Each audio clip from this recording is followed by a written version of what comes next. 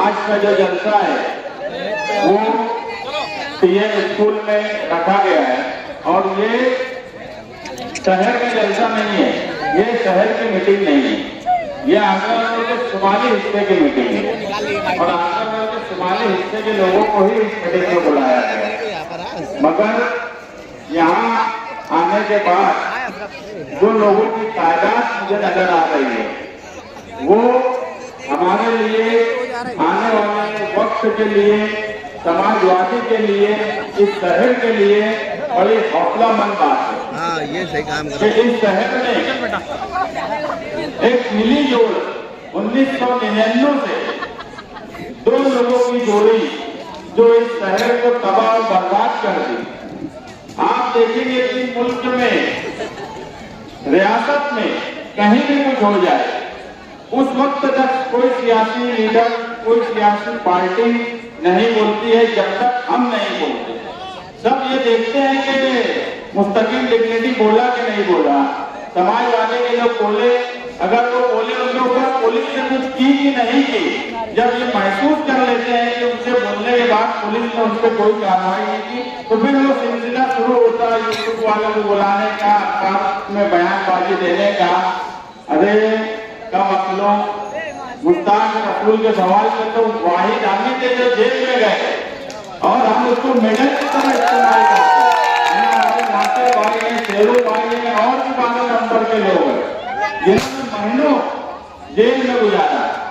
हम आज भी ये मानते हैं कि अगर कोई गुस्ताखी करेगा हमारे नबी के साथ तो हम न जेल जाने से डरते हैं, ना लड़ने मारने से डरते हैं। हम हर चीज बर्दाश्त कर सकते हैं जिंदगी में, मगर कभी रसूल की शान में गुस्ताखी ये हम बर्दाश्त भी नहीं कर सकते। वो 12 नवंबर का भी वाकया, जब 12 नवंबर हुआ तो सबसे ज्यादा इफेक्ट जो हिस्से में पड़ा वो आगरा रोड का शुमाली हिस्सा था। यहाँ के सैकड़ों नौजवान जेल में थे, सैकड़ों नौजवान जो थे वो परेशान थे, लेकिन उस वक्त भी यहाँ समाजवादी की सदर है, मैं खुद भी जेल में गया, उस वक्त भी हम जो है बराबर रहनुमाई करते रहे, कानूनी भी और जमहूरी तर्ज पर भी। एक डर और खौफ का माहौल बन गया था।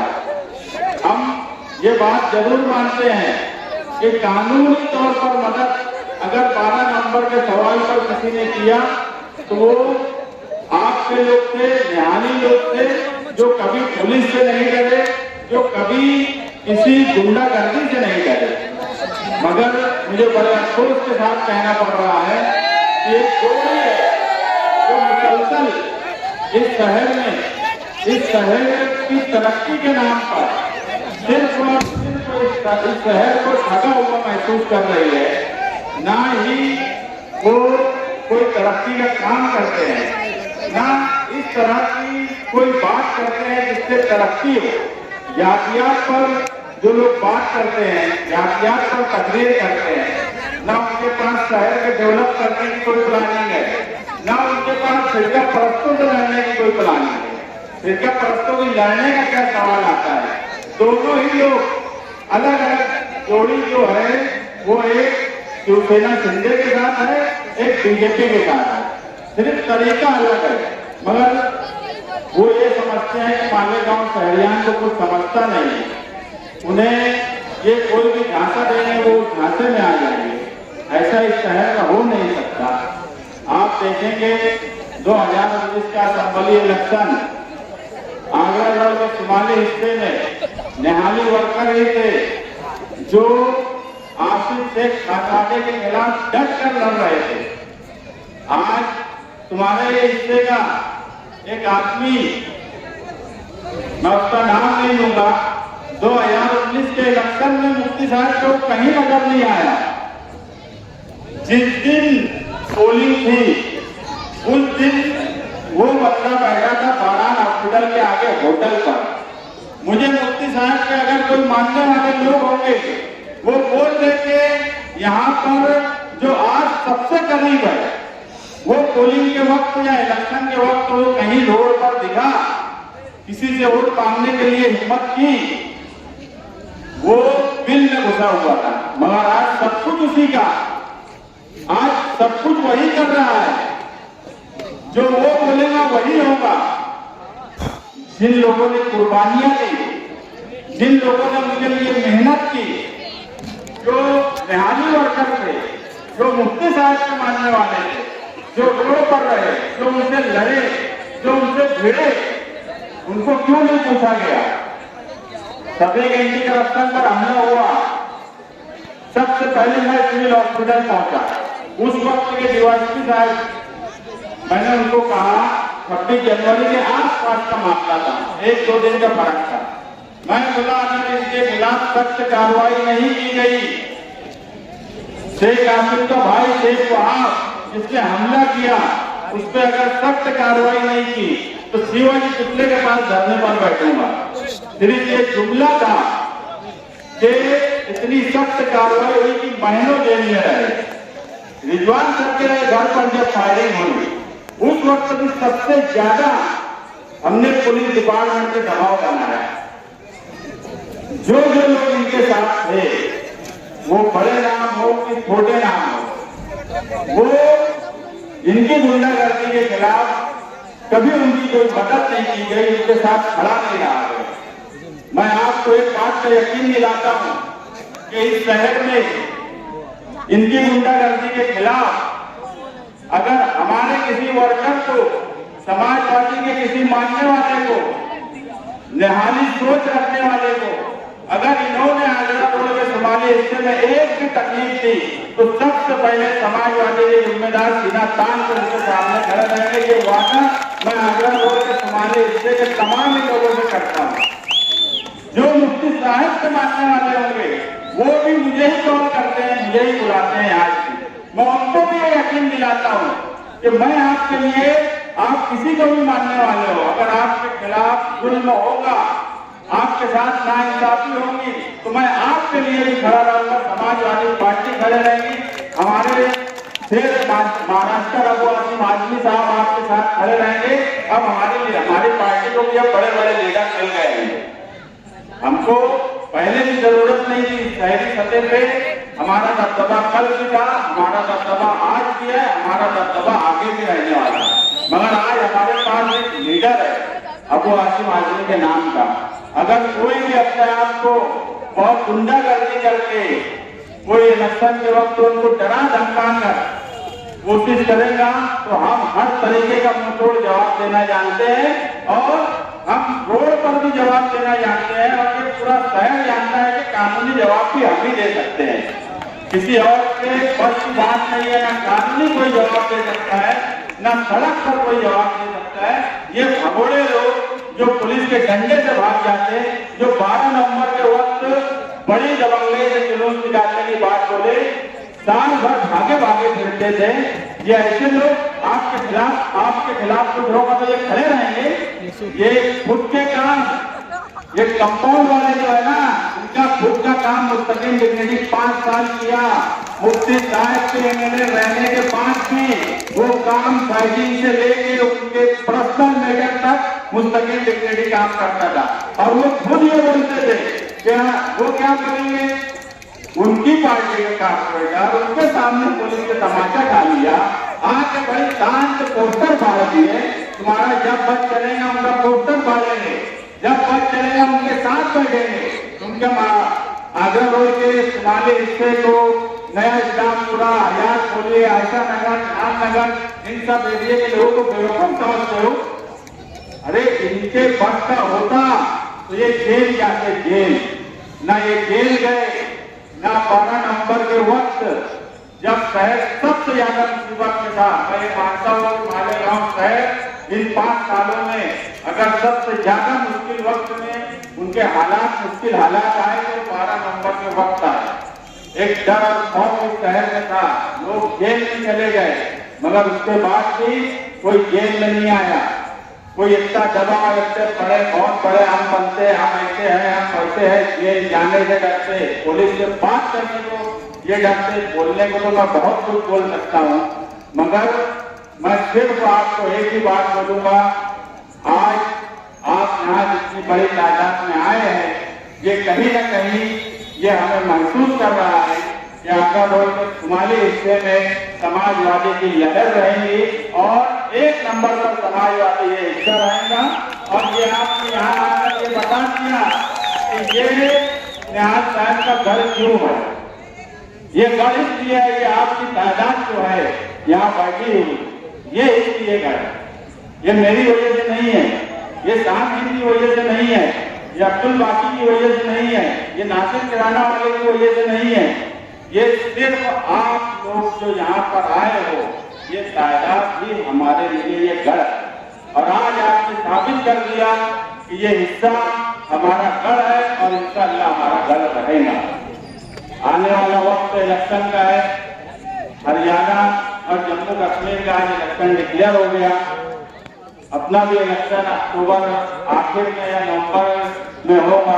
एक अंदाज लगाया जा रहा है कि अभी डिक्लेयर नहीं हुआ तो नवंबर में होगा। मैं आपसे सिर्फ एक ही बात कहूंगा कि रोड और सड़क की सियासत कब तक इस शहर में होगी। 25 साल से तू मुझे मुल्ला बोल, मैं तुझे हाजी बोलूं। पूरे हिंदुस्तान में कहीं ऐसी सियासत नहीं होगी। एक बोलता है आसिफ शेख, बोलता मुफ्ती साहब मेरे लीडर, मुफ्ती साहब बोलते हैं आसिफ शेख जो है वही लीडर। अरे ये कौन कदम क्या गाँव को बेवकूफ समझते हो?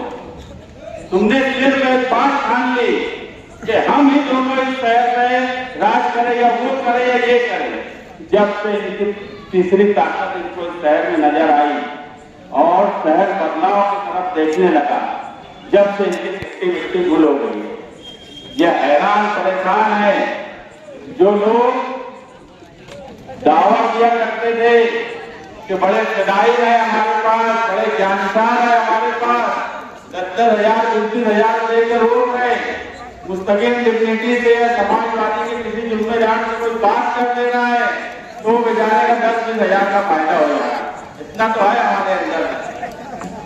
ये हालत ये हो गई, भगदड़ बची हुई है, बड़ी मुश्किल से रोकने की कोशिश कर रहे हैं मगर रोक नहीं पा रहे हैं। आज हमारे मोहम्मद मेंबर जिनका इंतकाल हो गया, जनता दल के थे, उनके लड़के अतीक भाई पार्टी में शामिल हुए, हफीज भाई हुए और सैकड़ों नौजवान हुए। बहुत से लोगों का इस्तेमाल नहीं हो सका, मैं पार्टी ऑफिस को उनको बुलाकर इस्तेमाल करूंगा। मगर इस तरह के नौजवान, मैं सियासत में एक्टिव सियासत में मैं 20 साल से हूँ, मैंने कभी इस तरह से पार्टी में नौजवानों की शमूलियत नहीं देखी। आप देखेंगे किसी पार्टी में नौजवान की बड़ी तादाद में शामिल नहीं हो रहे, सिर्फ तुम्हारी पार्टी में शामिल हो रहे हैं। मैं 20 साल से मैं बोल रहा हूँ एक्टिव पॉलिटिक्स में हूँ, मैंने खुद भी कभी इतनी बड़ी तादाद में लोगों को शामिल होते नहीं देखा। इसका मतलब है कि लोग बदलाव चाहते हैं। लोग चाहते हैं कि अब बात सिर्फ तरक्की की नारे की ना हो, अब बात अमली तौर पर, अब बात कॉलेज की क्यों नहीं होती, अब बात रोजगार की क्यों नहीं होती, अब बात नौजवानों और बच्चों के मुस्तकबिल की क्यों नहीं होती। मैं इससे पहले भी बोला, आप रोड और गटर के लिए वोट देंगे तो किसी को भी देंगे, कोई भी बना देगा, एक एमएलए चुन के आएगा, घर पर 2 भी जाएगा तो 5 करोड़ उसको फंड मिलता है, वो रोड और गटर बन जाती है, मगर ईमानदारी से नहीं मिलता। एमएलए का काम इस शहर में 25 साल से बताया ही नहीं है। ये स्कूल जहाँ आप मीटिंग ले रहे हो, बताओ मुझे कौन सी सियासी पार्टी ने गरीबों की बस्ती में, जब तो आबादी भी नहीं थी, कोई स्कूल शुरू किया। मैं हमेशा बोलता हूँ कि 25 सालों में इस जोड़ी ने, शेख कासिम और मुफ्ती इस्माइल की जोड़ी ने अगर कॉलेज में छोड़ो स्कूल बनाई हो तो वो आकर बताए कि ये स्कूल बनाई है। क्यों रोजगार के ताल्लुक से बात नहीं होती? शहर बढ़ता जा रहा है, यहाँ से रमजान पूरा पहाड़ लगने तक आबादी बढ़ रही है, कोई प्लानिंग है? आप किसी भी शहर में चले जाइए, जब शहर दूसरे हिस्से में बढ़ना शुरू होता है तो प्लान के तहत होता है।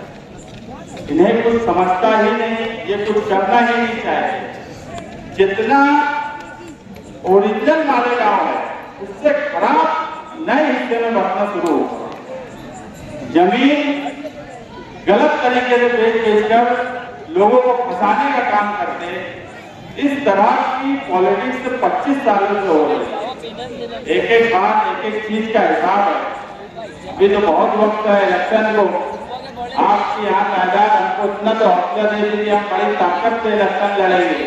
और एक खुशखबरी भी आपको दे देता हूँ कि इंशाअल्लाह पहला टिकट तुम्हारी पार्टी का ही इस शहर में ऐलान होगा। बाकी तो किसी के पास झंडा नहीं है, किसी के पास झंडा नहीं है, कोई जाके पूरी कर रहे कि भैया कौन सी पार्टी से लड़ेंगे। मैं आज तुमको बोल रहा हूँ, सबसे पहला ऐलान तुम्हारी पार्टी की तरफ से असेंबली में होने वाला है। ये मैं आपको यकीन दिलाता हूँ कि इस शहर में आप ऊपर के जो नेता है वो भी बड़े फिक्रमंद है कि मालेगांव शहर में किस तरह से इलेक्शन जीता जाए। और आप लोगों की सारी एक्टिविटीज को देख भी रहे हैं, समझ रहे हैं। मैं आपको बोला कि पहला टिकट इस शहर में समाजवादी पार्टी का ऐलान होगा इंशाअल्लाह ताला, और बहुत जल्द होगा। मैं आपसे बस यही गुजारिश करूंगा कि पार्टी एक तंजीम है, और तंजीम जो है वर्कर से चलती है, जिम्मेदारों से चलती है। इलेक्शन जो है अकेले न मैं लड़ सकता हूँ, न शान नहीं लड़ सकती है, न कोई और लड़ सकता है। जब तक आप लोग अभी से अपने अपने साथी, अपने अपने घर वालों को, और एक माहौल जो बना हुआ है उसको संभालने की कोशिश करें। शहर बड़ा हो गया है, हमारा खानदान सियासत में नहीं है। हमारे खानदान, हम हमेशा यही बोलते रहे कि जो हमारी पार्टी है वही हमारा परिवार है, वही हमारे भाई हैं, वही हमारे सरपरस्त हैं। तो आप भी लोग हो जो कुछ लोगों को बड़ा घमंड है अपने खानदान पर, और खानदान पर घमंड इसलिए है कि चोरी का मौका देते, बदउनवानी और करप्शन का मौका देते। इस शहर में गुंडागर्दी और बदउनवानी को अगर कोई रोक सकता है तो तुम ही रोक सकते हो। और हम पूरी ईमानदारी से गुंडागर्दी, बदउनवानी, पहले की कांग्रेस, बाद की राष्ट्रवादी, अभी बगैर घंटे घंटे के इधर उधर जो फिर रहे हैं, दुनिया को बेवकूफ समझ रहे हैं, बीजेपी के तलवे काटने के चक्कर में लगे हैं। एक तो राज्यसभा में दूसरी जगह काट चुके हैं, शिंदे उनसे मोहब्बत भी करते हैं। मगर इस शहर की सबसे अहम बात अगर कोई थी तो वो ये थी कि ये शहर कभी कितना भी फायदा हो जाए, मान ली ये शहर कभी फिरका परस्तों के खिलाफ झुका नहीं। ये शहर की सबसे बड़ी बात अगर मैं कोई मानता हूँ तो वो यही है कि कोई कैसे भी हालात आ गए, ये शहर फिरका परस्तों के खिलाफ झुका नहीं। जहाँ शहर से कभी फिरका परस्तों के खिलाफ इस शहर को झुकने नहीं दिया, जहाँ शहर से फिरका परस्तों के खिलाफ इस शहर का सर ऊंचा ही रखा है। और इंशाअल्लाह हम इस शहर को फिरका परस्तों के खिलाफ ऊंचा ही रखेंगे। फिरका परस्तों से भी हम लड़ेंगे, और उन्मानों से भी हम लड़ेंगे, गुंडागर्दी करने वालों से भी हम लड़ेंगे। मैं आपको वापस भी यकीन दिलाता हूँ कि किसी भी आगरा रोड के सुबाले हिस्से में किसी के साथ गुंडागर्दी अगर हुई तो मुंहतोड़ जवाब देंगे। वो रोड बनाकर देना पड़े, कानूनी तौर पर देना पड़े, मगर हम मुंहतोड़ जवाब देंगे। मैं आपको यकीन दिलाता हूँ। और इतना ही